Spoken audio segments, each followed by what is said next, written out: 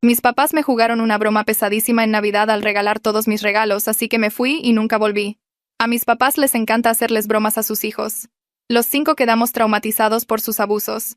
Les he dicho varias veces que esas no son bromas, son experiencias dañinas que perjudican la salud mental. Nunca me escuchan. Cumplí 18 este año, me gradué con mención honorífica como la mejor de mi generación. Mis papás me pidieron mi lista de Navidad, prometiendo que querían recompensar mi esfuerzo. Mamá juró que esta vez no habría bromas. Yo dudaba, pero quería creer que por fin estaban orgullosos de mí. Pedí una sola cosa. Un libro de 800 pesos que no encontraba en ningún lado, ni siquiera en la biblioteca. Día de Navidad, una fiesta familiar enorme. Mi novio estaba ahí. Cuando llegó el momento de los regalos, todos apenas contenían la risa mientras insistían en que yo pasara primero. El regalo de mi hermano. Una caja de MacBook. Le di las gracias efusivamente. Ábrelo primero. Se rió. Adentro había chocolates. Soy alérgica al chocolate, y él lo sabe. Él le había dado la MacBook real a su esposa. La broma era la caja. El regalo de mis papás. El libro que quería, excepto que era un diccionario con una cubierta falsa. Le habían dado mi libro de verdad a mi hermana menor, Jessie, porque ella quería leerlo más. Todos y cada uno de mis regalos eran falsos. Una caja vacía de AirPods, tarjetas de regalo con saldo cero, dinero de Monopolio en un sobre. Mientras tanto, yo había gastado todos mis ahorros en comprarles regalos reales y bien pensados. Me quedé callada mientras todos los demás abrían sus regalos de verdad, presumiendo lo perfectos que eran. Papá preguntó por qué no estaba agradecida por mis regalos. ¿Qué regalos? No tengo ningún regalo, explotó, llamándome malagradecida y diciendo que era solo una broma inofensiva. Estallé, ni siquiera saben lo que es una broma, me lo prometieron. Jugaron con mi autoestima solo por reírse. Me han demostrado que jamás podré confiar en ustedes. Me llamaron caprichosa por arruinar la Navidad. Corrí escaleras arriba, empaqué todo lo esencial y le pregunté a mi novio, Danny, si podía quedarme con él. Mientras nos íbamos, mi familia trató de bloquearme físicamente, exigiendo que me disculpara por arruinarles el ambiente. ¡Qué descaro! Danny me llevó a casa de sus papás. Me recibieron con mucho cariño, me dieron una cena de verdad, regalos de verdad, incluyendo el libro que yo había querido. Cuando llegamos a su departamento me derrumbé por completo. Me habían mostrado mi valor para mi familia, menos que un chiste, los bloqueé a todos. 2 semanas después me están llamando niña berrinchuda en redes sociales, diciendo que hago esto por atención y por dinero. Mi hermano Hugo acosa a Danny en público. Publicaron que estoy haciendo un berrinche y que voy a entrar en razón. Llamé a mi mamá por última vez. No te importo. Solo me quieres de vuelta para tener a alguien a quien molestar. Regalaste mis cosas para obligarme a ver a otros felices mientras yo sufría. Se acabó.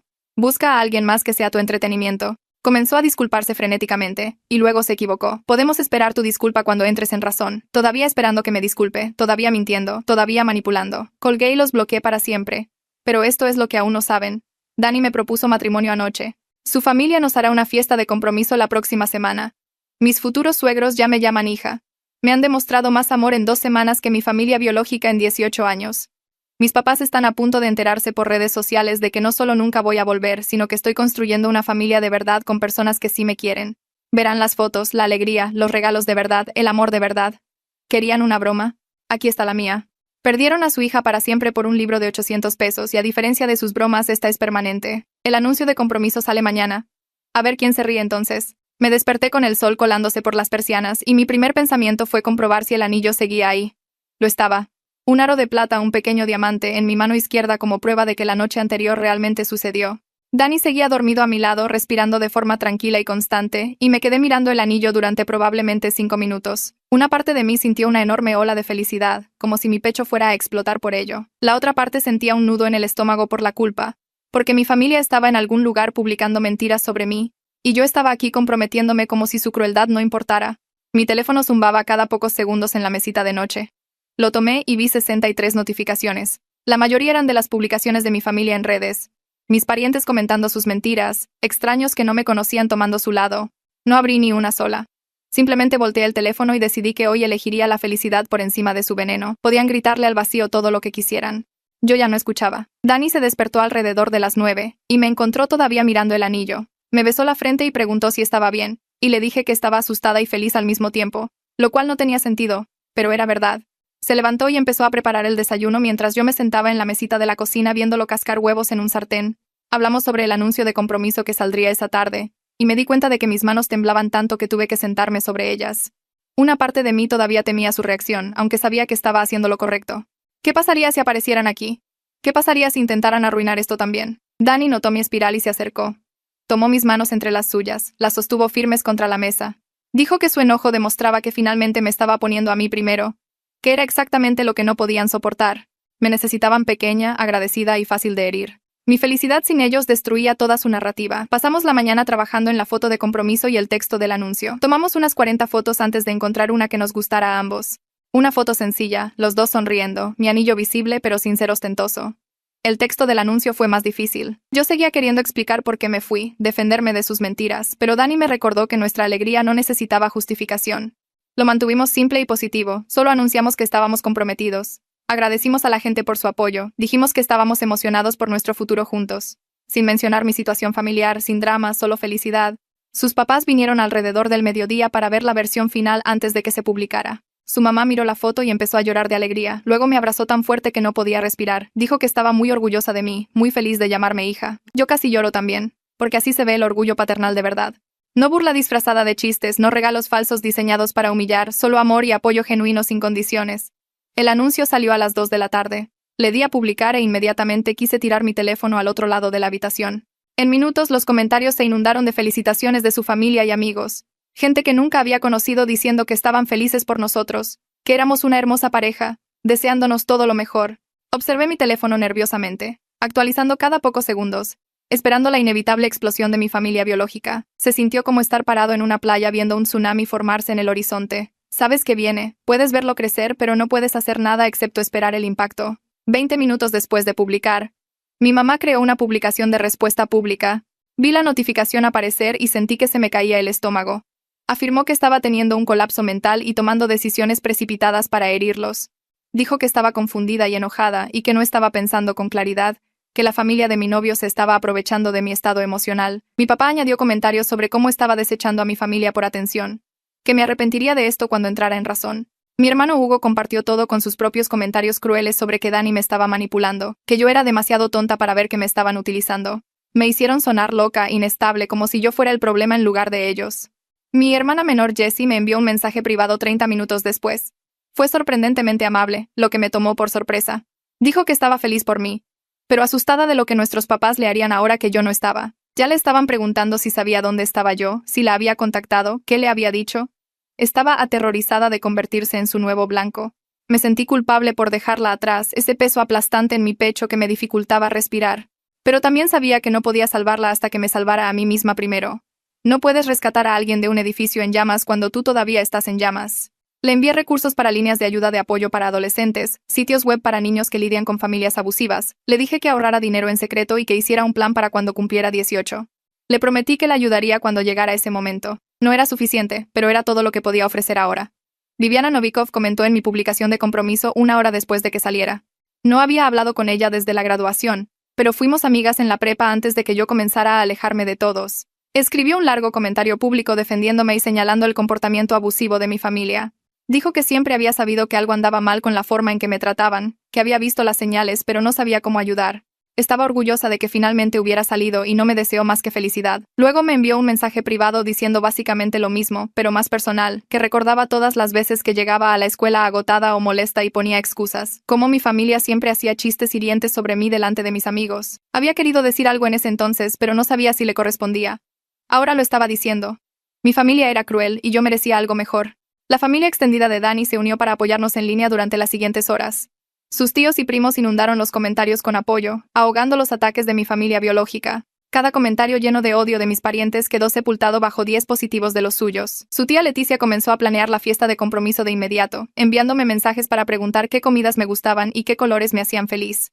Trató mis preferencias como si realmente importaran, como si mi opinión fuera importante. Preguntó sobre alergias, restricciones dietéticas, postres favoritos, me hizo sentir incluida en lugar de como una ocurrencia tardía. Seguí esperando el gancho, el momento en que revelaría que todo era una broma. Pero nunca llegó. Esa noche Viviana vino con su papá, Esteban. Ella le había contado mi situación y él quería ayudar. Era abogado especializado en derecho familiar y se sentó con Dani y conmigo para explicarme las opciones para obtener una orden de restricción si el acoso de mi hermano empeoraba. No nos cobró nada, solo ofreció su ayuda porque pensó que lo que hizo mi familia estaba mal. Me trató con un respeto tan amable que me hizo darme cuenta de lo anormal que era la crueldad de mi familia. Los padres normales no humillan a sus hijos por diversión. Los hermanos normales no acosan al novio de su hermana en público. Las familias normales no convierten el amor en un arma. Esteban explicó el proceso legal, qué pruebas necesitaríamos, cómo documentar cualquier acoso futuro. Nos dio su tarjeta y nos dijo que lo llamáramos en cualquier momento si necesitábamos ayuda. Dijo que tenía una hija de mi edad y no podía imaginarse tratarla de la forma en que mis padres me trataron. Tuve mi primera cita de terapia a la mañana siguiente con una consejera especializada en trauma familiar. La mamá de Dani me había ayudado a encontrarla y a programar la cita. Entré a su oficina sintiendo que podía vomitar por los nervios.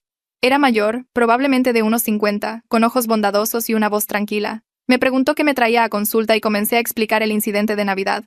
Aguanté quizás 2 minutos antes de empezar a llorar. Luego no pude parar. Lloré tan fuerte que no podía respirar bien. No podía articular palabras. Ella solo se sentó y esperó. No me apresuró ni me dijo que me calmara. Cuando finalmente conté toda la historia, dijo algo que hizo que todo se resquebrajara dentro de mi pecho. Dijo que lo que pasó no fue una broma, sino abuso emocional deliberado diseñado para destrozarme. Que mi familia había destruido sistemáticamente mi valor propio durante años usando la humillación disfrazada de humor. Que irme fue lo más sano que pude haber hecho. Escuchar eso de una profesional, alguien entrenada para entender estas cosas, me hizo darme cuenta de que no estaba loca, ni era hipersensible ni malagradecida. Yo era una sobreviviente de abuso, y acababa de dar el primer paso hacia la sanación. 3 días después de que saliera el anuncio de compromiso, Dani llegó a casa del trabajo agitado. Le temblaban las manos cuando puso las llaves en el mostrador. Le pregunté qué había pasado y me dijo que mi hermano Hugo se había presentado en el estacionamiento de su trabajo. Simplemente apareció de la nada mientras Dani caminaba hacia su coche después de su turno. Mi hermano comenzó a gritar lo suficientemente fuerte como para que la gente en el edificio pudiera oír a través de las ventanas. Llamó a Dani un depredador que me robó de mi familia. Dijo que me estaba manipulando y volviendo contra todos los que me querían. Los compañeros de trabajo de Dani salieron cuando escucharon los gritos. Su jefe se paró en la entrada observando todo. Mi hermano seguía gritando que Dani le había lavado el cerebro a una chica de 18 años y la había aislado de su familia. Estaba armando un escándalo a propósito, tratando de hacer que Dani pareciera una especie de monstruo frente a sus compañeros. La seguridad del edificio de al lado se acercó y le dijo a mi hermano que se fuera. Finalmente se subió a su coche, pero no sin antes gritar que esto no había terminado. El jefe de Dani lo tomó aparte después y le dijo que tenía que presentar un reporte policial. Dijo que esto era acoso y sucedió en propiedad de la compañía donde otros empleados lo presenciaron. Su jefe estaba preocupado por la seguridad y la responsabilidad. Llamamos a Esteban esa tarde y nos reunimos con él en la comisaría 2 horas después. El oficial que tomó nuestro reporte era un señor mayor con cabello gris que parecía cansado. Escribió todo lo que Dani dijo sobre el incidente del estacionamiento. Preguntó si había habido otro acoso. Le contamos sobre las publicaciones en redes sociales, los mensajes, las confrontaciones anteriores. Esteban había impreso capturas de pantalla de todo lo que mi familia había publicado en línea, las amenazas, los ataques, las mentiras que estaban difundiendo. El oficial revisó todo y asintió como si ya hubiera visto esto antes. Dijo que las familias que pierden el control sobre alguien a menudo escalan su comportamiento. Que deberíamos documentar cada intento de contacto a partir de ahora. Cada mensaje, cada llamada, cada vez que aparecieran en algún lugar. Dijo que si el acoso continuaba, tendríamos suficiente evidencia para una orden de restricción. Presentar ese reporte policial se sintió extraño, empoderador porque alguien oficial finalmente estaba tomando esto en serio y documentando que mi familia era peligrosa, pero también aterrador porque oficialmente estaba diciendo que mi propia familia era una amenaza, haciéndolo real y permanente de una manera que no se podía deshacer. El oficial nos dio un número de caso y nos dijo que llamáramos de inmediato si alguien de mi familia nos contactaba de nuevo. Esteban nos acompañó al estacionamiento después. Dijo que hicimos lo correcto y que la documentación era nuestra mejor protección. Que las familias abusivas confían en que sus víctimas estarán demasiado asustadas o culpables para involucrar a las autoridades. Al presentar el reporte, les estábamos quitando su poder. Esa semana mi teléfono sonó con un número que no reconocí. Casi no contesto porque pensé que era otro miembro de la familia llamando desde el teléfono de alguien más. Pero algo me hizo contestar. La voz al otro lado era la de mi abuelo materno Ricardo. No había hablado con él en meses, tal vez más. Comenzó diciendo que lo sentía. Lamentaba no haberme protegido de la crueldad de su hija todos esos años. Dijo que había estado permitiendo su comportamiento por lo que llamó lealtad equivocada. Que verla atacarme públicamente en redes sociales finalmente le abrió los ojos sobre lo mal que se habían puesto las cosas. No supe qué decir. Su disculpa se sintió como si llegara 30 años tarde. ¿Dónde estaba cuando yo era una niña y me gastaban bromas hasta que lloraba? ¿Dónde estaba cada Navidad cuando mis padres me humillaban frente a todos? Le dije que agradecía la llamada, pero que no sabía si podía confiar. Dijo que entendía que me había fallado como abuelo y que quería enmendarlo de alguna manera. Preguntó si había algo que pudiera hacer para ayudarme a construir mi nueva vida. Dije que no sabía y que necesitaba tiempo para pensar. Colgamos y me quedé sentada mirando mi teléfono, sintiéndome confundida, enojada y triste a la vez. Ricardo volvió a llamar 3 días después. Esta vez tenía una oferta específica. Quería pagar mi colegiatura universitaria como disculpa. Dijo que tenía dinero ahorrado y que nada lo haría más feliz que invertirlo en mi educación. Me sentí dividida. Una parte de mí quería negarse por orgullo. No quería nada de nadie de mi familia biológica. No quería deberles nada ni darles ningún reclamo sobre mi futuro. Pero la parte práctica de mí sabía que necesitaba ayuda. La universidad era cara y yo estaba empezando de cero. Le dije que necesitaba hablarlo con mi terapeuta. Dijo que me tomara todo el tiempo que necesitara. Mi terapeuta y yo pasamos una sesión entera hablando sobre la oferta. Me ayudó a entender que aceptar apoyo no era debilidad, que si Ricardo genuinamente quería enmendar las cosas, permitirle contribuir a mi futuro era realmente justo. Él se había quedado de brazos cruzados viendo a su hija abusarme durante años. Lo menos que podía hacer era ayudarme a recuperarme de ello. También me ayudó a ver que podía aceptar su ayuda con límites claros. No tenía que dejarlo volver a mi vida emocionalmente solo porque pagara la escuela. Podía tomar el apoyo práctico mientras mantenía mi distancia. Llamé a Ricardo y le dije que aceptaría su oferta, pero con condiciones. No podía usar el dinero para controlarme o exigir acceso a mi vida. No podía decirle a mi mamá ni a nadie más de la familia que me estaba ayudando. Y si violaba mis límites una sola vez, el trato se cancelaba. Estuvo de acuerdo en todo sin discutir. Dijo que solo quería ayudar y no esperaba nada a cambio. El siguiente fin de semana, la prima de Dani, Calista, me llevó de compras para la ropa de la fiesta de compromiso. La había conocido en las cenas familiares y siempre fue amable. Pero esta era la primera vez que salíamos solas. Nos llevó al centro comercial y caminamos por las tiendas departamentales mirando vestidos. Yo seguía yendo hacia la ropa simple y aburrida en colores neutros. Cosas que no llamarían la atención. Calista seguía sacando opciones más brillantes y probándomelas. Decía cosas como, este color se vería increíble con tu tono de piel o este estilo realmente te quedaría bien. Entramos a un probador con una pila de opciones. Me probé un vestido azul marino que Calista había elegido. Me quedaba perfecto y de hecho se veía bien. Me miré en el espejo y de repente no pude respirar. Sentí el pecho oprimido y la visión borrosa. Estaba teniendo un ataque de pánico justo ahí en el probador porque me di cuenta de que se me permitía elegir algo que realmente me gustaba. Toda mi vida, elegir cosas que quería había sido peligroso. Mis preferencias eran munición para bromas y burlas. Pedir lo que me gustaba significaba prepararme para la decepción. Calista me escuchó luchando por respirar y entró al probador. No se asustó ni lo hizo sentir raro. Simplemente se sentó en el suelo a mi lado y se quedó allí hasta que pude respirar normalmente de nuevo. No hizo un montón de preguntas ni me obligó a explicar. Cuando finalmente me calmé, me ayudó a encontrar un vestido que me hiciera sentir hermosa en lugar de invisible. Uno de color verde intenso que realmente me encantó. Ni una sola vez me hizo sentir rota o loca por tener un ataque de pánico por un vestido. De vuelta en el departamento, Leticia llamó para hablar sobre los planes de la fiesta de compromiso. Quería saber qué tipo de comida me gustaba, qué colores me hacían feliz, si tenía alguna alergia o restricción dietética. Preguntó sobre preferencias musicales y si quería que la fiesta fuera en interiores o exteriores. Cada pregunta era sobre lo que yo quería, lo que me haría sentir cómoda, lo que me haría feliz. Ella seguía comprobando si estaba de acuerdo con sus sugerencias. La fiesta estaba programada para 2 semanas después del anuncio. Me involucró en cada decisión, preguntó si quería invitar a alguien de mi lado, y dije que solo a Viviana y Esteban. Dijo que eso era perfecto y que se aseguraría de que se sintieran bienvenidos. Seguí esperando el gancho. El momento en que revelaría que todo esto era un montaje para alguna humillación elaborada, que la planificación de la fiesta era solo otra broma, y todos se reirían de mí por creer que era real, pero ese momento nunca llegó. Ella siguió siendo genuinamente amable y tratando mis opiniones como si importaran. Lentamente comencé a creer que esta amabilidad podría ser real, que no todo gesto agradable escondía un remate cruel. Mi tía paterna, Heidi, me envió un largo mensaje esa misma semana. Apareció en mis solicitudes de mensajes en redes sociales ya que había bloqueado a la mayoría de mi familia. Escribió párrafos sobre cómo estaba destruyendo a la familia y debería avergonzarme por ventilar asuntos privados públicamente. Dijo que estaba siendo egoísta y dramática, que toda familia tiene problemas y yo estaba haciendo una tormenta en un vaso de agua. Dijo que debería disculparme con mis padres y volver a casa antes de arruinar relaciones que nunca podrían repararse, que estaba rompiendo el corazón de mi mamá y el espíritu de mi papá. Leí todo y no sentí nada. Solo ese vacío donde antes vivían la culpa y la vergüenza. La bloqueé sin responder. Mi terapeuta me había estado enseñando que no todo ataque merece mi energía, que algunas personas están tan metidas en su verdad, incluso cuando la verdad está justo enfrente de ellas. Heidi había visto a mis padres atormentarme durante años y nunca dijo una palabra. Ahora estaba enojada porque finalmente me defendí. No le debía una explicación ni una respuesta. Esteban me ayudó a iniciar el proceso para obtener mis documentos importantes de la casa de mis padres. Necesitaba mi acta de nacimiento, mi credencial de seguro social, mis registros médicos y otros documentos para inscribirme en la universidad y manejar responsabilidades adultas. Explicó mis derechos legales como adulta de 18 años. Mis padres no tenían derecho a retenerme mis documentos. Redactamos una carta formal solicitando los documentos y dándoles 10 días para cumplir. Si se negaban, involucraríamos a la policía y potencialmente tomaríamos acciones legales. Esteban hizo que todo sonara simple y directo, como si esto fuera solo un procedimiento legal básico, y no yo yendo a la guerra con mis propios padres. La carta era profesional y fría, sin emociones, sin acusaciones. Solo una demanda clara de mi propiedad con una fecha límite. La enviamos por correo certificado para que no pudieran afirmar que nunca la recibieron. Esteban dijo que esperaríamos los 10 días y veríamos cómo respondían. Parecía confiado en que o cumplirían o se meterían en problemas legales más profundos.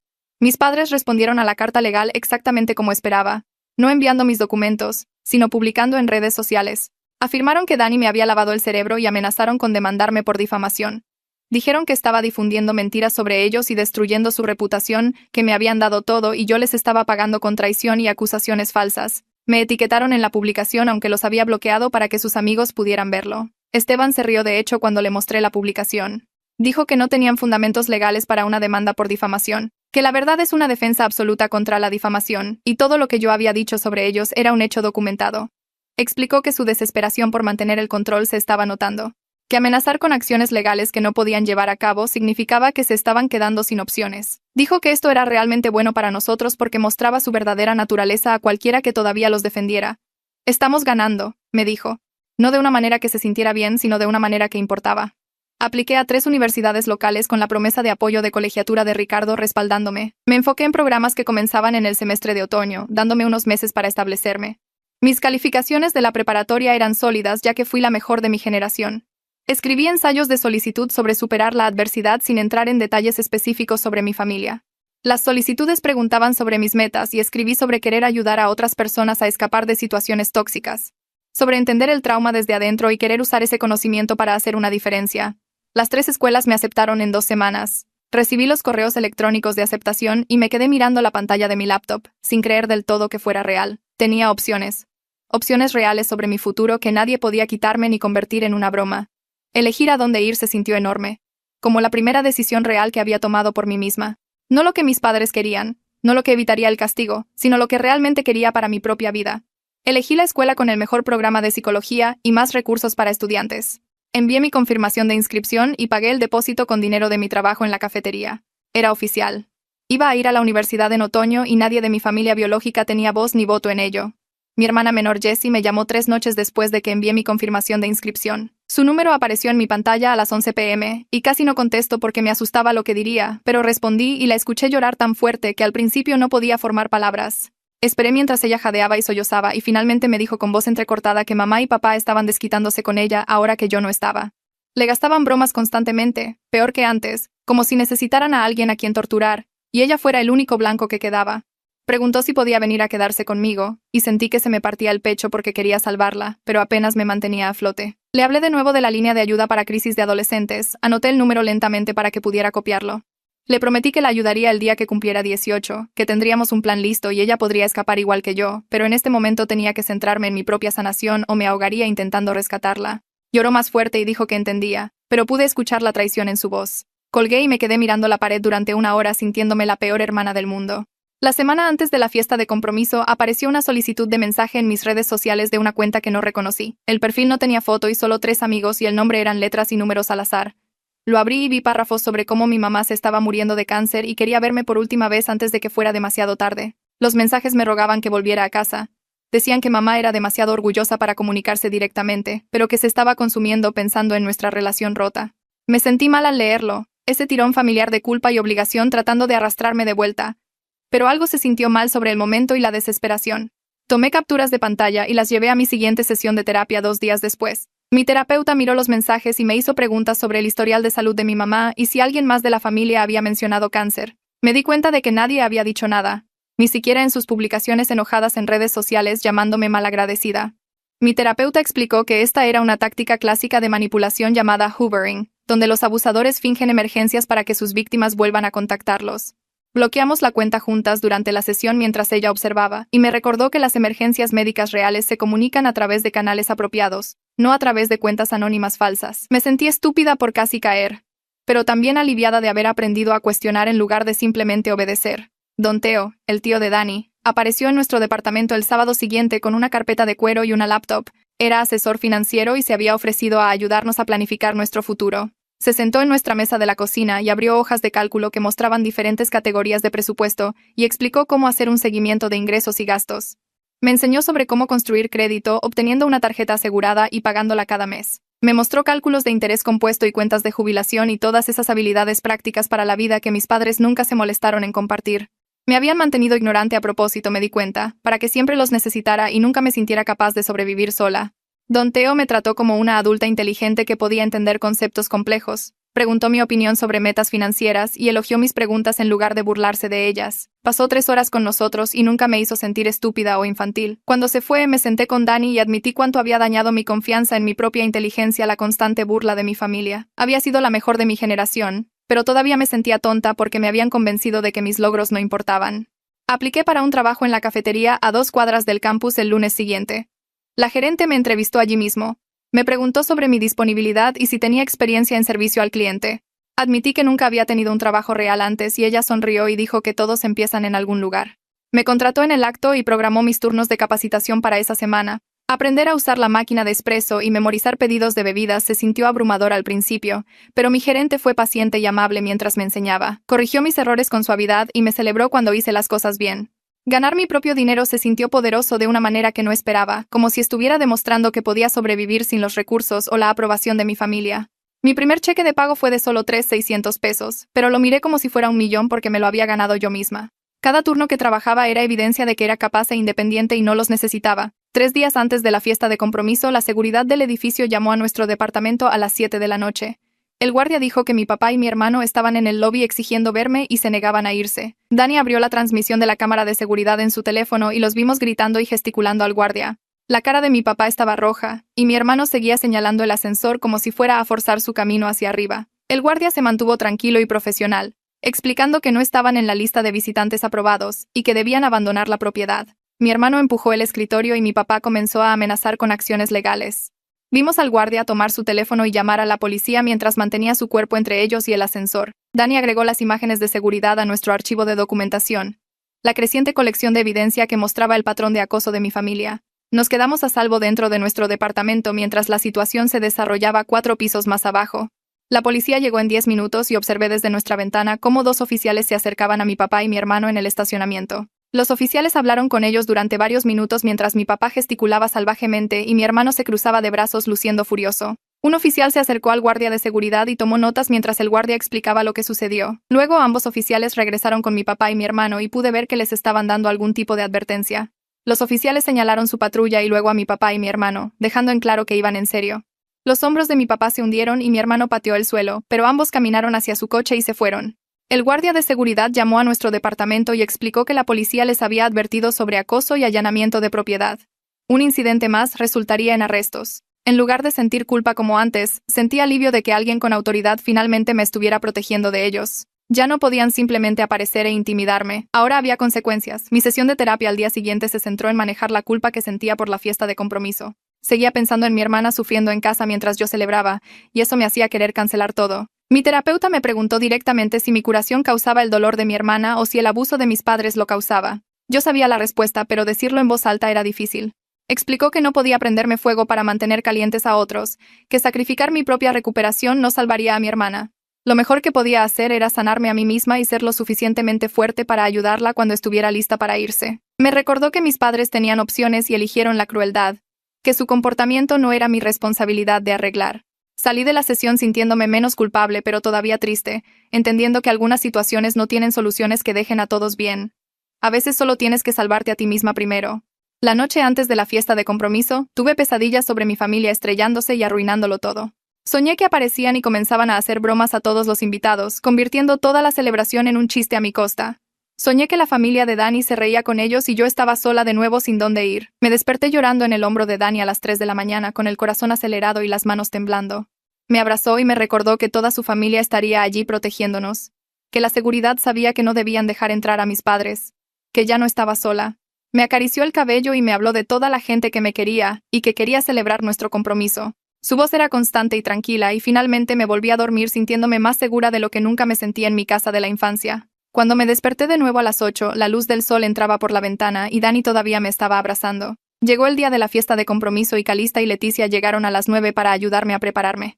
Trajeron maquillaje y cosas para el cabello y convirtieron nuestro baño en una estación de preparación. Calista me peinó mientras Leticia elegía mi vestido y joyas, ambas charlando y riendo como si esto fuera lo más divertido que habían tenido en semanas. Compartieron historias familiares graciosas sobre Dani de niño, incluyéndome en su mundo tan naturalmente que casi olvidé que no los había conocido toda mi vida. Leticia me contó la vez que Dani intentó huir a los 6 años y llegó al final de la entrada antes de asustarse. Calista describió cómo solía esconder verduras en sus bolsillos en la cena y dárselas al perro. Trataron la preparación como una celebración en lugar de una tarea, haciéndome sentir hermosa y deseada en lugar de invisible y burlada. La fiesta fue hermosa, celebrada en el patio trasero de los padres de Dani con luces colgantes y flores y una mesa llena de comida que la gente realmente quería que disfrutara. Luces blancas y amarillas colgaban entre los árboles y creaban este brillo cálido mientras el sol comenzaba a ponerse. Las mesas cubiertas con manteles de verdad tenían centros de mesa hechos de rosas y nube. La mesa de comida se extendía a lo largo de la cerca trasera con pasta, ensaladas, frutas y postres, todo real y destinado a comerse en lugar de alguna broma cruel. Los miembros de la familia extendida llegaron y me abrazaron cálidamente, presentándose y preguntando sobre mis planes para la universidad. La abuela de Dani me tomó aparte y me contó historias vergonzosas sobre él de niño, tratándome como si ya perteneciera a su historia familiar. Sus primos preguntaron sobre mi carrera y mi trabajo y actuaron genuinamente interesados en mis respuestas. Cada persona allí me hizo sentir bienvenida y valorada, como si mi presencia importara y mi felicidad fuera algo que valía la pena celebrar. A mitad de la fiesta, el papá de Dani se puso de pie y golpeó su vaso con una cuchara para llamar la atención de todos. Las conversaciones se apagaron, y la gente se volvió hacia él y sentí que se me tensaba el estómago porque no estaba acostumbrada a ser el centro de atención en cosas buenas. Se aclaró la garganta y me miró directamente con esta expresión que era tan cálida que me dolió el pecho. Comenzó a hablar de lo orgulloso que estaba de darme la bienvenida oficialmente a su familia, y su voz se quebró a la mitad de la frase. Dijo que me había observado durante las últimas semanas y había visto lo fuerte y amable que era a pesar de todo lo que había pasado. Me llamó su hija y las lágrimas comenzaron a correr por mi cara antes de que pudiera detenerlas. Estas no eran las lágrimas de miedo o enojo que había llorado toda mi vida.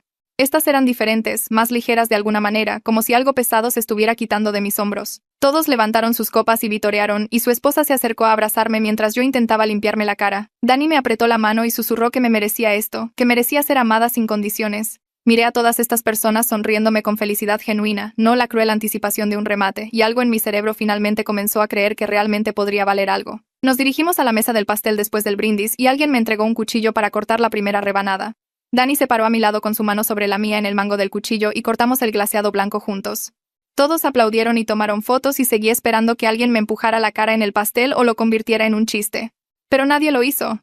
Simplemente celebraron normalmente, como personas decentes que respetaban los límites. Nos dimos pequeños bocados de pastel y todos vitorearon de nuevo, y fue tan simple y amable que sentí que las lágrimas amenazaban de nuevo. La abuela de Dani se acercó y me habló de su tradición familiar de guardar la capa superior del pastel para el primer aniversario. Lo dijo como si mi futuro con ellos fuera cierto y planeado, como si ya fuera parte de su historia.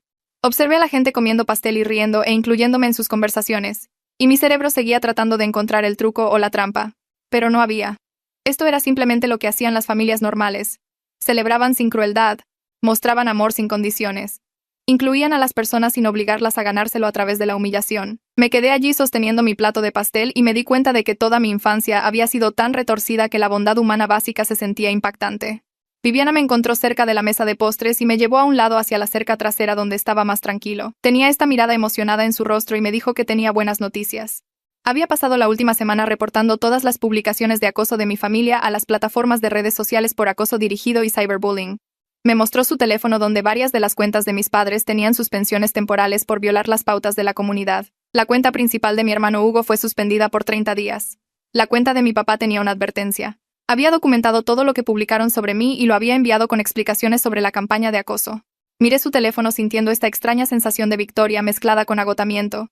No iba a detenerlos permanentemente, pero los ralentizaba.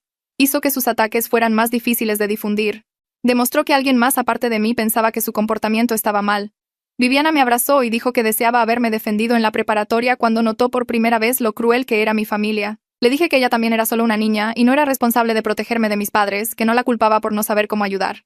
Regresamos a la fiesta juntas y me sentí un poco más ligera sabiendo que la capacidad de mi familia para atacarme públicamente se había reducido, incluso temporalmente. Las pequeñas victorias todavía contaban como victorias. Esa noche después de que todos se fueron, me senté en el sofá de Dani navegando por las fotos de la fiesta que la gente había publicado en línea.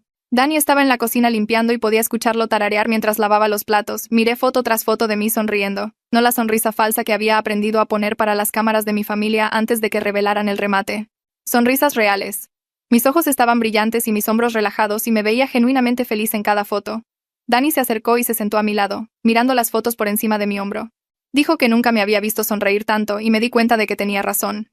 Había pasado 18 años en modo supervivencia, interpretando el papel que fuera para pasar el día con el mínimo daño. Había sonreído cuando se esperaba, pero nunca por alegría real. Me había reído de sus bromas para evitar que me llamaran mala perdedora.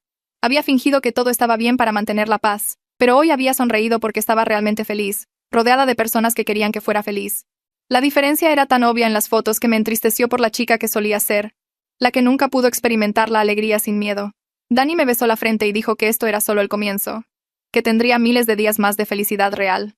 Me recosté en él y seguí navegando por las fotos, guardando mis favoritas y sintiéndome agradecida de que alguien hubiera documentado la prueba de cómo se ve el amor genuino. El lunes después de la fiesta, conduje hasta la universidad que había elegido y encontré la oficina de admisiones. El campus era más grande de lo que esperaba, con viejos edificios de ladrillo y estudiantes caminando entre clases, luciendo estresados por los exámenes finales. Me registré en la recepción y esperé mi cita con mi asesora académica, sintiéndome nerviosa de que me trataran como si fuera estúpida o estuviera perdiendo el tiempo de todos. La asesora me llamó a su oficina y me estrechó la mano con este agarre firme y profesional. Abrió mi expediente en su computadora e inmediatamente comenzó a hablar sobre mi estatus de mejor estudiante con entusiasmo. Dijo que estudiantes como yo eran exactamente a quienes querían en el campus, y comenzó a sacar catálogos de cursos para planificar mi horario de otoño. Preguntó qué quería estudiar y escuchó mis respuestas sin interrumpir ni burlarse. Sugirió cursos desafiantes que me impulsarían pero no me abrumarían como estudiante de primer año. Habló de mi inteligencia, como si fuera un activo en lugar de algo que castigar u ocultar. Me inscribí en biología, cálculo, composición en inglés y psicología, sintiendo esta creciente emoción por realmente aprender sin miedo. Imprimió mi horario y me lo entregó con una sonrisa, diciéndome que esperaba grandes cosas de mí. Salí de su oficina sosteniendo ese papel como si fuera una prueba de que merecía estar allí, de que mi cerebro no era algo de lo que burlarse, sino algo que desarrollar y celebrar. Mi teléfono zumbó esa tarde con un mensaje de mi hermana menor Jessie. Había encontrado fotos de la fiesta de compromiso publicadas en línea por miembros de la familia de Dani. Dijo que me veía en paz y feliz y que se alegraba de que hubiera salido. Luego admitió algo que me revolvió el estómago. Estaba ahorrando dinero en secreto para irse cuando cumpliera 18. Tenía una libreta escondida en su habitación donde registraba cada peso de su trabajo a tiempo parcial. Estaba planeando su escape de la misma manera que yo había planeado el mío. Me senté en mi coche en el estacionamiento de la universidad leyendo sus mensajes y sintiendo esta mezcla complicada de orgullo y culpa. Orgullo de que fuera lo suficientemente inteligente como para planificar con anticipación, culpa de haberla dejado sola para enfrentar la crueldad de nuestros padres. Le envié un mensaje de inmediato, prometiéndole que la ayudaría cuando llegara el momento. Le dije que siguiera ahorrando, que siguiera planeando, que se mantuviera fuerte por un año más. Dije que tendría un lugar para que se quedara, y recursos para ayudarla a empezar de nuevo. Le estaba lanzando un salvavidas hacia atrás en el tiempo, dándole el sistema de apoyo que deseaba que alguien me hubiera dado. Me envió un emoji de corazón y me dijo que me quería, y me di cuenta de que ambas éramos sobrevivientes ahora, solo en diferentes etapas de escape. Comencé a asistir a un grupo de apoyo para personas que habían cortado el contacto con familias abusivas los jueves por la noche en un centro comunitario del centro. La primera reunión fue aterradora porque tuve que admitir en voz alta que mi familia era abusiva, que no estaba exagerando ni siendo dramática. Había 8 personas en el círculo, con edades que iban desde los 20 hasta los 50. Todos compartieron sus historias y escuché patrones que coincidían con mi propia experiencia. El bombardeo de amor seguido de crueldad. El gaslighting que nos hacía cuestionar nuestros propios recuerdos.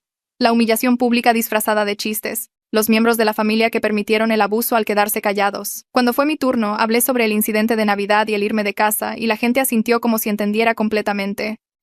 Una mujer de unos 40 años me dijo que deseaba haberse ido a los 18 como yo, en lugar de perder 20 años más tratando de ganar amor de personas incapaces de darlo. Dijo que finalmente había cortado el contacto a los 38 y pasó los últimos 5 años reconstruyendo su sentido de sí misma. Sus palabras me golpearon fuerte porque me di cuenta de que yo podría haberme convertido en ella, atrapada en ese ciclo durante décadas si no hubiera salido ahora. Después de la reunión, varias personas me dieron sus números de teléfono y me dijeron que llamara si necesitaba apoyo. Conduje a casa sintiéndome menos sola, entendiendo que mi experiencia no era única ni mi culpa, que había otras personas que habían sobrevivido a familias similares y construido vidas buenas de todos modos. Dani y yo pasamos el sábado buscando un departamento que fuera nuestro juntos, en lugar de solo el suyo. Vimos 5 departamentos diferentes cerca del campus y me sorprendí al tener opiniones sobre lo que quería. Quería ventanas que dejaran entrar la luz natural. Quería una cocina lo suficientemente grande como para cocinar. Quería una segunda habitación que pudiéramos usar como oficina. Dani escuchó cada preferencia y nunca me hizo sentir exigente o difícil.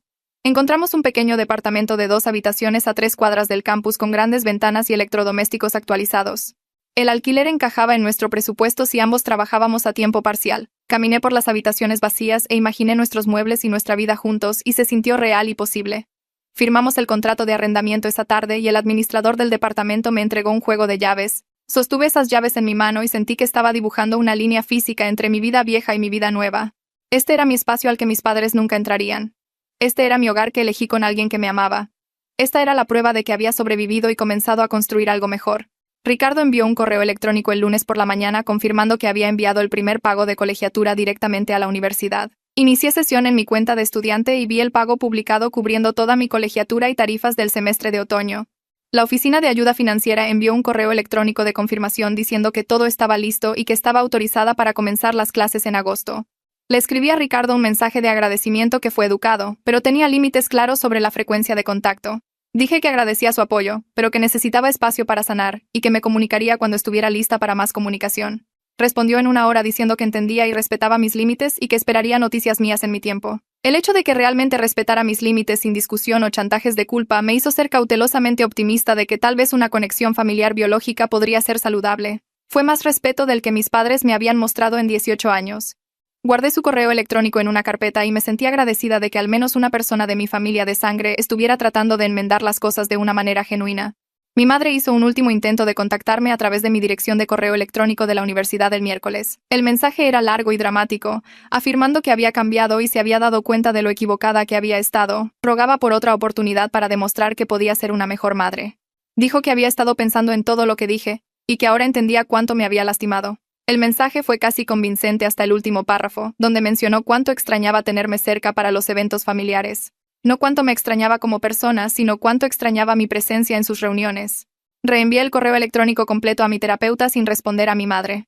Lo discutimos en nuestra siguiente sesión, y mi terapeuta explicó cómo los abusadores a menudo escalan sus tácticas cuando las viejas dejan de funcionar. Pasan por un ciclo de ira, negociación y falso remordimiento, tratando de encontrar lo que hará que su víctima regrese. Dijo que el hecho de que mi madre me contactara a través de mi correo electrónico de la universidad después de que bloqueé todo lo demás demostraba que estaba escalando, no cambiando. El cambio real significaría respetar mis límites y dejarme en paz. Salí de esa sesión sintiéndome validada en mi decisión de mantener el contacto cero, entendiendo que algunas personas se disculpan no porque lo sientan, sino porque quieren acceso para seguir lastimándote. Inicié sesión en la configuración de mi correo electrónico de la universidad a la mañana siguiente y creé filtros bloqueando a cualquiera que no estuviera ya en mis contactos. Luego caminé por el campus hasta la oficina de seguridad, donde una mujer con ojos amables escuchó mi explicación sobre el patrón de acoso de mi familia. Escribió notas en su computadora mientras yo hablaba, asintiendo ocasionalmente, y cuando terminé, abrió mi cuenta de estudiante y agregó banderas de alerta que avisarían a la policía del campus si mis padres o hermanos aparecían buscándome. Imprimió un formulario para que firmara autorizando a seguridad a intervenir si aparecían en el campus, y lo firmé sintiéndome tanto protegida como triste de que necesitara este nivel de protección de mi propia familia. La oficial de seguridad me dio su número de teléfono directo y me dijo que llamara de inmediato si veía a alguno de ellos cerca de los edificios del campus. Caminando de regreso al departamento, me sentí más ligera sabiendo que la universidad se tomaba en serio mi seguridad en lugar de descartar mis preocupaciones como drama familiar. El día de la mudanza llegó un sábado por la mañana y la familia de Dani apareció en su antiguo departamento a las 8 con un camión de alquiler y energía interminable. Su madre trajo 3 bolsas de comestibles e inmediatamente comenzó a organizar nuestra cocina mientras su padre y su tío subían muebles por 3 tramos de escaleras. Calista me ayudó a empacar cajas en la habitación, envolviendo cuidadosamente los platos en papel de periódico y etiquetando todo con marcadores de colores. Su primo trajo una caja de herramientas y pasó 2 horas armando nuestra base de cama mientras su tía limpiaba el baño en nuestro nuevo lugar antes de que incluso moviéramos nuestras cosas. Me quedé en medio del caos viendo a todos trabajar juntos sin quejarse ni esperar agradecimiento, y algo hizo clic en mi cerebro sobre lo que realmente significaba la familia. Estas personas aparecieron en su día libre para cargar cajas pesadas porque querían ayudarnos a comenzar nuestra vida juntos. Nadie hizo chistes sobre lo agradecida que debería estar. Nadie convirtió la mudanza en una broma o una oportunidad para la humillación. Su madre abasteció nuestra despensa con suministros básicos y se negó a que le pagara, diciendo que eso es lo que hacen las madres por sus hijas. Al caer la tarde, nuestro nuevo departamento tenía muebles en cada habitación y comida en el refrigerador, y me senté en nuestro sofá rodeada de personas que eligieron amarme sin condiciones. Nuestra primera noche en el departamento se sintió surrealista después de que todos se fueron, y estábamos solos con nuestras pertenencias esparcidas por todas partes. Pedimos pizza porque ninguno de los dos tenía energía para cocinar, y nos sentamos en el suelo de la sala de estar comiendo directamente de la caja porque nuestra mesa de comedor no estaba completamente ensamblada todavía. El departamento estaba en silencio, excepto por los sonidos del tráfico de la calle de abajo, y seguí mirando a nuestro espacio como si pudiera despertar y encontrarme de vuelta en mi habitación de la infancia. Dani me vio mirando fijamente a las paredes y preguntó qué estaba pensando, y le dije que me asustaba que todo esto desapareciera, que despertaría y descubriría que el mes pasado fue solo un sueño que mi cerebro inventó para hacer frente a la Navidad. Dejó su rebanada de pizza y tomó mis dos manos, mirándome directamente con esa expresión seria que pone cuando necesita que realmente lo escuche. Dijo que esto era real y permanente, que firmamos un contrato de arrendamiento juntos y toda su familia presenció cómo construíamos esta vida, que no iba a despertar en esa casa nunca más. Lloré en su hombro mientras me abrazaba en el suelo inacabado de nuestra sala de estar, y finalmente las lágrimas se detuvieron y le creí. Comencé mi trabajo de verano en la cafetería el lunes siguiente, llegando 30 minutos antes porque estaba nerviosa por equivocarme. Mi gerente era una estudiante de posgrado llamada Sara que me entrenó en la máquina de espresso con paciencia infinita, mostrándome cómo espumar la leche 3 veces hasta que lo hice bien. Mis compañeros de trabajo eran todos estudiantes universitarios que se quejaban alegremente de sus padres mientras trabajábamos durante la hora pico del almuerzo. Una chica se quejó de que su mamá le enviaba mensajes de texto cada hora preguntando por su ubicación. Otro chico puso los ojos en blanco hablando de las reglas de toque de queda de su papá a pesar de que tenía 20 años. Los escuché desahogarse sobre estas molestias menores y me di cuenta de lo completamente diferente que había sido mi situación. Sus padres eran sobreprotectores y molestos, pero aún tenían padres que se preocupaban por dónde estaban y los querían seguros en casa. Mis padres se habían preocupado más por armar la humillación perfecta que por si me sentía amada o valorada. Durante mi descanso, me senté en la habitación trasera comiendo un sándwich y entendí por primera vez lo extremo que era el trato de mi familia. Las familias normales tenían límites que se sentían molestos. Mi familia tenía crueldad disfrazada de entretenimiento. Mi sesión de terapia ese miércoles se centró en recuerdos de antes de Navidad, y mi terapeuta me pidió que describiera otras veces que mis padres me habían gastado bromas. Hablé sobre mi cumpleaños número 13 cuando envolvieron cajas vacías y filmaron mi decepción, sobre la vez que me dijeron que entré en el programa de verano de mis sueños, luego revelaron que era falso, sobre innumerables pequeños momentos en los que eligieron la burla sobre el apoyo. Ella escuchó sin interrumpir, tomando notas ocasionalmente, y cuando terminé, explicó que lo que experimenté no eran bromas normales, sino abuso emocional prolongado diseñado para mantenerme insegura y dependiente. Introdujo técnicas de respiración para manejar mi constante hipervigilancia, esa sensación de esperar el próximo ataque que me tensaba los hombros y me dolía el estómago. Dijo que mis problemas de confianza y ansiedad eran respuestas normales a crecer en un entorno donde el amor siempre estaba condicionado a aceptar la humillación. Practicamos ejercicios de conexión a tierra donde me enfocaba en las sensaciones físicas en el momento presente, en lugar de escanear en busca de amenazas. Al final de la sesión, entendí que la curación llevaría años de trabajo, pero al menos ahora tenía herramientas para comenzar a procesar el daño. Calista me invitó a salir con su grupo de amigos el viernes por la noche, y casi dije que no porque conocer gente nueva me ponía ansiosa, pero me obligué a ir y nos encontramos en un restaurante en el centro, donde 4 de sus amigos ya estaban sentados en una cabina. Me recibieron cálidamente, se hicieron a un lado para dejar espacio y nadie hizo preguntas invasivas sobre por qué vivía con mi novio a los 18, o dónde estaban mis padres. Hablamos de películas y música y nos quejamos de los trabajos de verano. Y me reí de sus historias sin esperar que alguien convirtiera mi felicidad en un remate. Una chica nos invitó a todos a ver un concierto el próximo mes, y me incluyó automáticamente en el chat grupal. Otro chico recomendó una serie de libros y prometió prestarme el primero. Fuimos a ver una película tarde después de la cena. Y me senté entre Calista y su amiga Eva, comiendo palomitas de maíz y sintiéndome normal por primera vez en meses. Caminando de regreso al estacionamiento después, Calista entrelazó su brazo con el mío, y dijo que se alegraba de que hubiera salido, que a sus amigos realmente les gustaba. Me di cuenta de que estaba aprendiendo a divertirme sin prepararme constantemente para el castigo. El acoso de mi hermano se detuvo por completo después de su tercera advertencia policial, y Esteban me explicó tomando un café que la documentación que habíamos construido significaba que cualquier contacto futuro podría resultar en cargos penales reales. Me mostró el archivo que había compilado con fechas y descripciones de cada incidente. Fotografías de mi hermano confrontando a Dani en el trabajo, copias de mensajes amenazantes en redes sociales y los reportes policiales de sus visitas al edificio de nuestro departamento. Dijo que esta evidencia probaba un patrón de comportamiento escalado que los tribunales tomaban en serio, y un incidente más probablemente resultaría en el arresto de mi hermano. El silencio de mi familia biológica se sintió extraño al principio, como esperar una tormenta que nunca llegaba. Seguí revisando mi teléfono esperando mensajes enojados o viendo el coche de mi hermano siguiéndonos, pero pasaron días sin nada, luego una semana, luego 2 semanas, y gradualmente el nudo en mi estómago comenzó a aflojarse. El silencio pasó de sentirse como la calma antes del desastre a sentirse como paz real, como si finalmente los hubiera convencido de que iba en serio con cortar el contacto. Mi horario de clases para el semestre de otoño llegó por correo electrónico a principios de julio, e inicié sesión en el portal de estudiantes para ver mis cursos listados en filas ordenadas. Me registré para Introducción a la Psicología, Composición en Inglés, Álgebra Universitaria, Biología con Laboratorio y un seminario de primer año sobre sistemas familiares. Comprar mis libros de texto con dinero que gané yo misma se sintió poderoso de una manera que no esperaba. Como si estuviera invirtiendo en mi propio futuro en lugar de depender de personas que podrían usar su apoyo como palanca. Dani me acompañó a la librería del campus y me tomó fotos rodeada de pilas de libros de texto, luciendo genuinamente emocionado en lugar de ansioso por comenzar la universidad. Publiqué una foto en línea con un título sobre nuevos comienzos y borrón y cuenta nueva, y los comentarios se llenaron de aliento de su familia y mis compañeros de trabajo. La cuenta falsa de mi madre intentó comentar algo negativo, pero la bloqueé antes de que pudiera terminar de escribir. Mirando mis libros de texto apilados en nuestra mesa de café, me sentí orgullosa de mí misma por primera vez en meses. Viviana y yo nos reunimos para tomar un café la semana siguiente en una tienda cerca del campus, y se disculpó de inmediato por no hablar durante la preparatoria cuando notó cómo me trataba mi familia.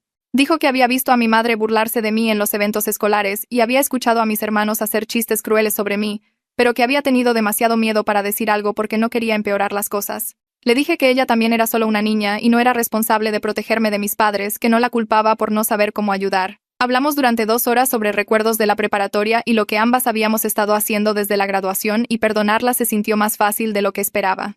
Dejar ir el resentimiento hacia Viviana me ayudó a entender algo importante sobre la responsabilidad y la culpa. Yo no era responsable de arreglar la disfunción de mi familia o de hacer que me trataran mejor. Sus decisiones eran suyas, y mi único trabajo era protegerme a mí misma y construir una vida mejor. Viviana prometió mantenerse en contacto y me invitó a su fiesta de cumpleaños el próximo mes. Y dije que sí, sin el miedo habitual de que aceptar invitaciones significara prepararme para la decepción. El mensaje de cumpleaños de mi hermana menor llegó tarde una noche haciendo preguntas específicas sobre cómo había planeado mi escape. Quería saber cómo había ahorrado dinero sin que nuestros padres se dieran cuenta, dónde había escondido documentos importantes, cómo había sabido cuándo era seguro irse. Leyendo sus preguntas, me di cuenta de que ahora tenía 17 años y estaba construyendo su propia estrategia de salida para el próximo año. La videollamé desde nuestra habitación mientras Dani nos daba privacidad, y la guié a través de todo paso a paso. Le dije que abriera una cuenta bancaria en un banco diferente al que usaban nuestros padres, que mantuviera los estados de cuenta yendo a la dirección de una amiga, que fotografiara todos sus documentos importantes y almacenara copias en la nube.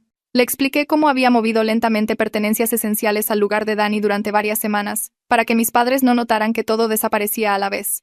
Tomó notas en su teléfono mientras yo hablaba, y vi mi propia desesperación reflejada en su rostro. Le prometí que la ayudaría cuando cumpliera 18, que podría quedarse con nosotros si lo necesitaba, que no tendría que enfrentar esto sola como yo. Convertirme en la hermana mayor que había necesitado, pero nunca se sintió como convertir mi dolor en algo útil, como si tal vez sobrevivir a la crueldad de mi familia significara que yo también podía ayudarla a sobrevivir. Había ayudado a mi hermana menor a planear su escape, convirtiéndome en la hermana mayor que había necesitado pero nunca tuve, y ese acto de protección me ayudó a comprender que sobrevivir a la crueldad de mi familia significaba que yo también podía ayudarla a sobrevivir. La universidad envió un correo electrónico sobre la orientación para estudiantes de primer año 3 semanas antes de que comenzaran las clases, y me registré de inmediato, poniendo el nombre de Dani como mi invitado, ya que él comenzaría clases de posgrado en la misma escuela. Caminar por el campus se sintió diferente de lo que había esperado. No aterrador, sino emocionante. Como si finalmente se me permitiera querer cosas para mí sin esperar un castigo.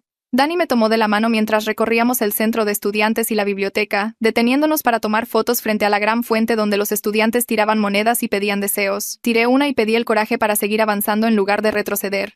Y cuando le dije lo que había deseado, me besó la frente y dijo que ya tenía ese coraje. El líder de orientación nos mostró el edificio de psicología donde estarían la mayoría de mis clases, y sentí este extraño orgullo al mirar las aulas y pensar en estudiar allí.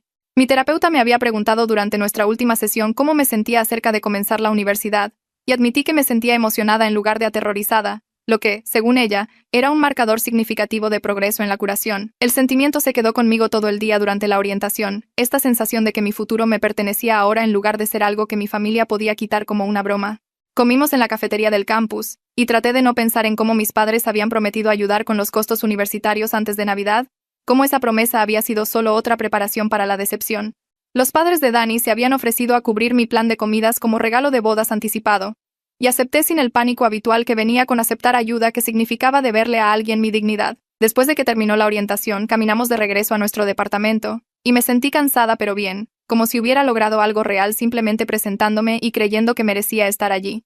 Esa noche, abrí mi laptop y comencé a escribir una carta a mi hermana menor, escribiendo todo lo que deseaba que alguien me hubiera dicho sobre la curación del trauma familiar. Le expliqué cómo la culpa intentaría convencerla de que estaba equivocada por irse, cómo nuestros padres usarían todas las tácticas de manipulación para hacerla dudar de sí misma, cómo la libertad se sentiría aterradora al principio porque había pasado 17 años aprendiendo que la seguridad significaba mantenerse pequeña y tranquila, Escribí sobre la terapia y cómo encontrar al consejero adecuado llevaba tiempo, sobre establecer límites y cómo las personas que te querían los respetarían en lugar de tratarlos como desafíos a superar. La carta se hizo más larga mientras seguía escribiendo, párrafos sobre la ira siendo sana y protectora en lugar de algo vergonzoso, sobre cómo no le debía a nuestros padres perdón o reconciliación solo porque eran familia.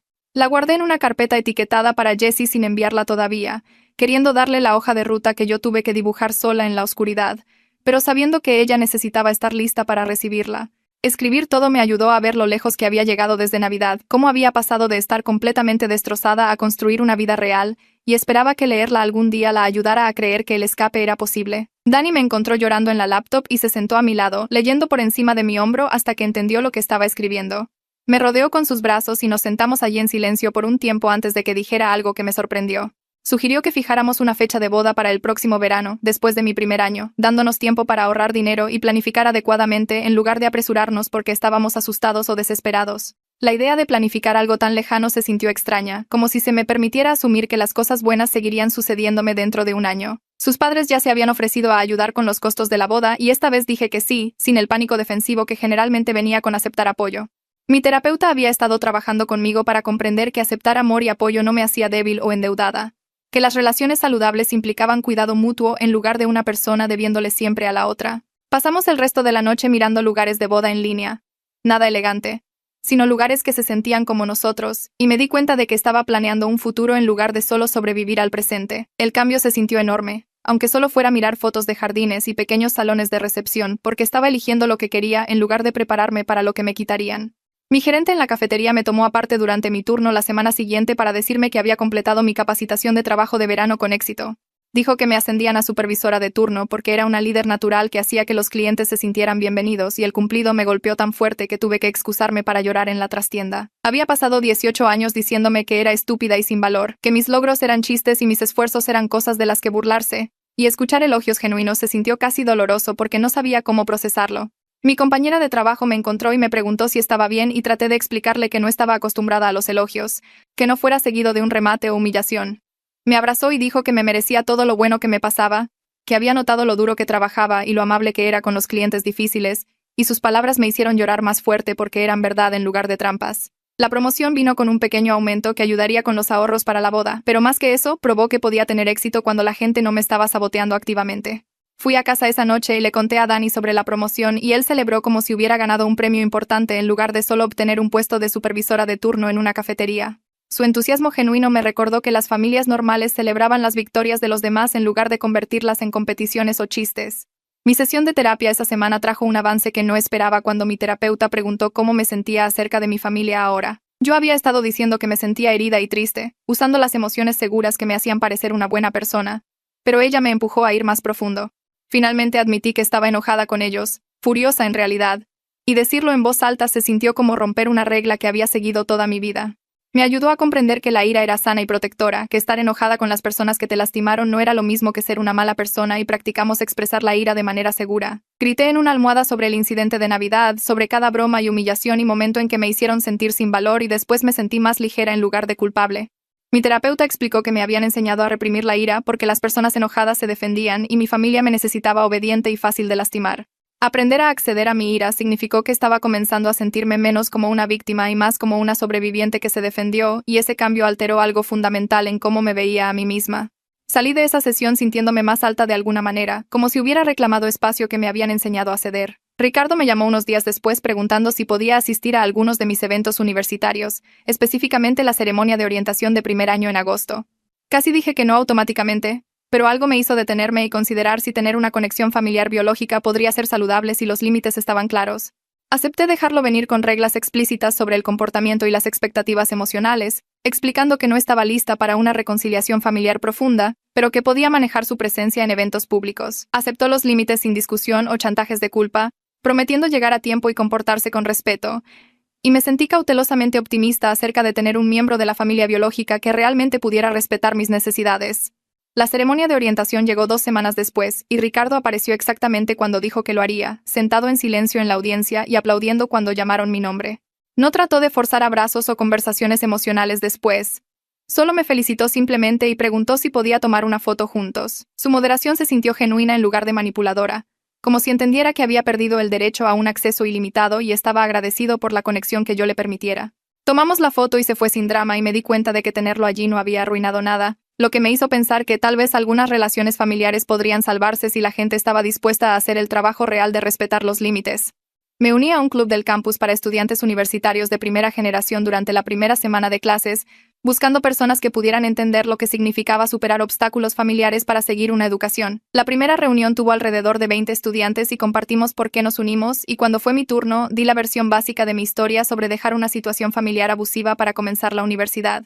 Varias personas asintieron como si reconocieran partes de sus propias experiencias en la mía, y después de la reunión, 3 estudiantes diferentes se acercaron para decirme que mi historia los inspiró a establecer límites más firmes con sus propias familias difíciles. Una chica dijo que se había sentido culpable por limitar el contacto con su madre, pero escucharme hablar sobre elegir mi propio bienestar la ayudó a ver que protegerse a sí misma no era egoísta. Compartir mi historia en ese espacio seguro me ayudó a darme cuenta de lo lejos que había llegado desde Navidad, cómo había pasado de estar completamente destrozada a funcionar lo suficientemente bien como para inspirar a otros. El club se convirtió en un ancla semanal donde podía ser honesta sobre las partes difíciles de la curación sin juicio, y hacer amigos que entendían el trauma familiar significaba que no tenía que explicar por qué ciertas cosas me desencadenaban o por qué me encogía ante la amabilidad inesperada. Dani sugirió que comenzáramos la consejería prematrimonial a pesar de que no nos casaríamos hasta dentro de un año, diciendo que quería construir patrones de comunicación saludables desde el principio. Acepté de inmediato porque sabía que mi familia me había enseñado hábitos de relación terribles y no quería llevar ese daño a nuestro matrimonio. La consejera que encontramos se especializó en ayudar a las parejas a construir bases sólidas, y nuestra primera sesión se centró en estilos de comunicación y resolución de conflictos. Elogió nuestra honestidad emocional mutua, diciendo que estábamos haciendo el trabajo duro que muchas parejas evitaban hasta que los problemas se convertían en crisis, y su validación me hizo sentir orgullosa en lugar de rota. Practicamos tener conversaciones difíciles sobre dinero, familia y planes futuros, aprendiendo a estar en desacuerdo sin atacarnos o cerrarnos. La consejera señaló que tenía una tendencia a disculparme por tener necesidades u opiniones, un hábito que me quedó de mi familia castigándome por ocupar espacio. Trabajar en ese patrón con Dani se sintió seguro porque él nunca usó mis vulnerabilidades en mi contra, nunca convirtió mis admisiones en armas como lo había hecho mi familia. Cada sesión nos enseñó algo nuevo sobre construir una sociedad en lugar de solo sobrevivir juntos, y comencé a creer que realmente podríamos tener un matrimonio saludable en lugar de solo escapar a una situación menos dolorosa. Declaré mi especialización en psicología con enfoque en sistemas familiares durante mi cita de asesoramiento académico, queriendo comprender la dinámica que me había dañado y tal vez ayudar a otros a escapar de situaciones similares. Mi asesora académica escuchó mis razones para elegir este camino y dijo que mi experiencia personal me convertiría en una consejera empática y efectiva algún día, convirtiendo mi dolor en propósito. Me ayudó a trazar los cursos requeridos y sugirió que considerara oportunidades de investigación estudiando el trauma y la resiliencia familiar, y hablar sobre mi futura carrera lo hizo sentir real en lugar de solo una fantasía. Había pasado tanto tiempo creyendo que era estúpida e incapaz porque mi familia se había burlado de cada logro, pero sentarme en esa oficina de asesoramiento planificando mi título de psicología probó que se habían equivocado conmigo. La asesora mencionó que muchos estudiantes que habían experimentado trauma familiar incursionaban en profesiones de ayuda, que sobrevivir a infancias difíciles a menudo creaba personas que entendían el sufrimiento y querían prevenirlo en otros. Elegir esta especialización se sintió como tomar posesión de mi historia en lugar de solo ser una víctima de ella, como si estuviera decidiendo que todo lo que había sobrevivido significaría algo más allá de mi propio dolor.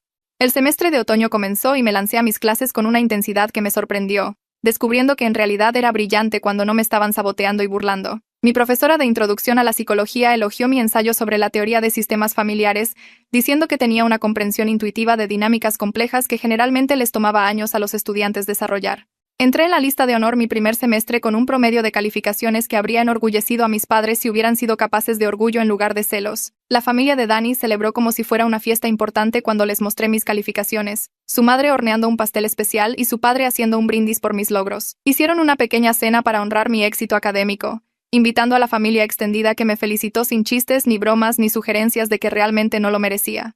Sentada en esa mesa rodeada de personas que genuinamente celebraban mis logros en lugar de castigarlos, finalmente entendí lo que se suponía que era la familia. El contraste entre esta celebración y cómo mi familia biológica había tratado mi estatus de mejor estudiante me enojó de nuevo. Pero esta vez la ira se sintió limpia y justificada en lugar de vergonzosa. Había demostrado que podía prosperar cuando la gente dejaba de intentar activamente destrozarme, y mi éxito se sintió como la mejor venganza posible contra todos los que me dijeron que no valía nada. El mensaje de mi hermana menor llegó a las 11:47 p.m. en su cumpleaños número 18. 3 palabras que me hicieron temblar las manos. Me voy esta noche. La llamé de inmediato y la guié a través de todo mientras Dani agarraba sus llaves y se dirigía a la puerta. Le dije que empacara solo lo que pudiera llevar en una mochila, que agarrara sus documentos si podía encontrarlos, que dejara su teléfono si nuestros padres lo pagaban porque podían rastrearlo. Ella susurró respuestas entre respiraciones temblorosas y escuché la voz de nuestra madre de fondo preguntando con quién estaba hablando. Escuché a mi hermana mentir con suavidad sobre un amigo que llamaba para desearle feliz cumpleaños. Dani me envió mensajes de texto con actualizaciones mientras conducía y me quedé hablando por teléfono con mi hermana, manteniéndola tranquila mientras esperaba en su habitación con las luces apagadas y su mochila lista.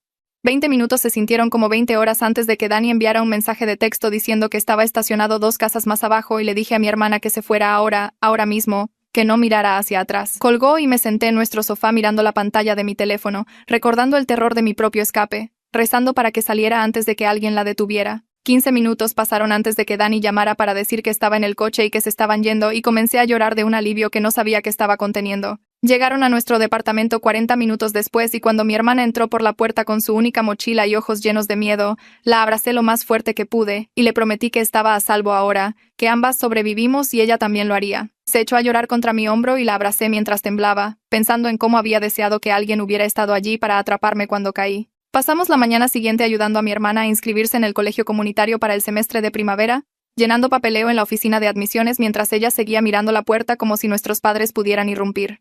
La consejera de admisiones fue paciente y amable, explicando opciones de ayuda financiera y ayudando a mi hermana a elegir clases que se transferirían a una universidad de 4 años más tarde. Le conseguí una solicitud de empleo en mi cafetería esa misma tarde, y mi gerente la contrató en el acto después de que respondí por su ética de trabajo.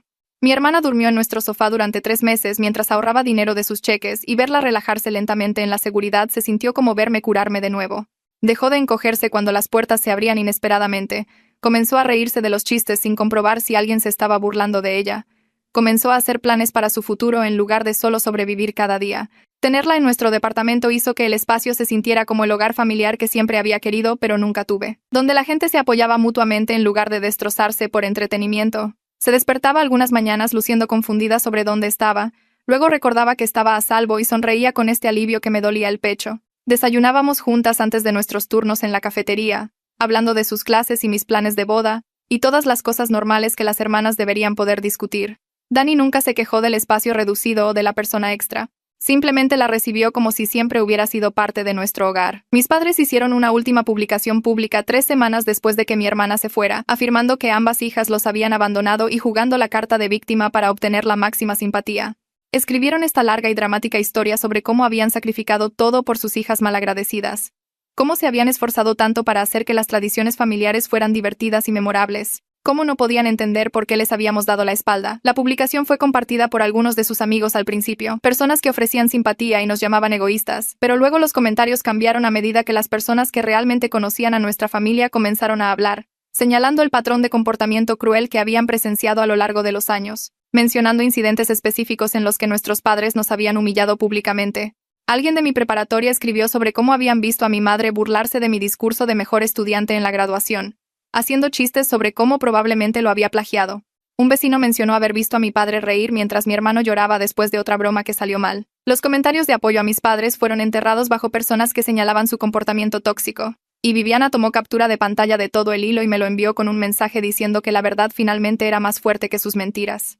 Leí cada comentario con mi hermana sentada a mi lado, ambas llorando mientras nos dábamos cuenta de que la opinión pública había cambiado porque la gente finalmente estaba viendo lo que habíamos vivido durante años.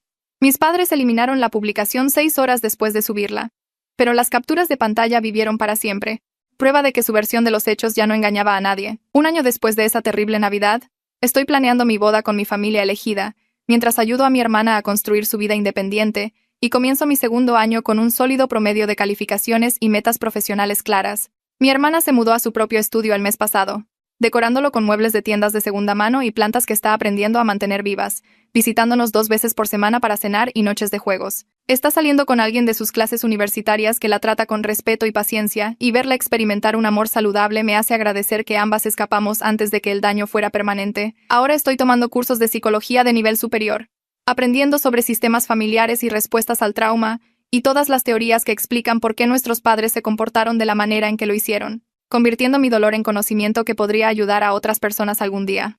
La mamá de Dani me preguntó ayer qué quiero para Navidad este año y le dije que ya tengo todo lo que necesito, una familia que me ama sin condiciones y la libertad de convertirme en quien siempre debí ser.